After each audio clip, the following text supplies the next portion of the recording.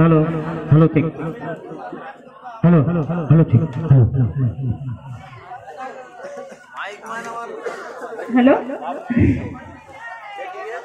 আমাদের গ্রামের ছেলে নরেশ যে সুন্দর ডান্স করলো, ডান্স থেকে জানি না কতটা মানুষ খুশি হয়েছে, কিন্তু দুঃখের বিষয় যে তার আঘাতটা লেগেছে আমাদের সেটা একদম ভালো লাগেনি, কষ্টকর। কিন্তু তবু যে রিস্ক নিয়ে নাচটা করলো, রড ভাঙা, এটা একটা মানে বলার ভাষা নেই। যাই হোক, পায়রাপাড়ার শৌখিন তাকে 20 টাকা দিয়ে পুরস্কৃত করেছেন। সবাই একটু জোরে হাতে তালি। আমি এই কুড়িটাকে আমার গুরু রামকে উৎসব বললাম, রাম। ধন্যবাদ।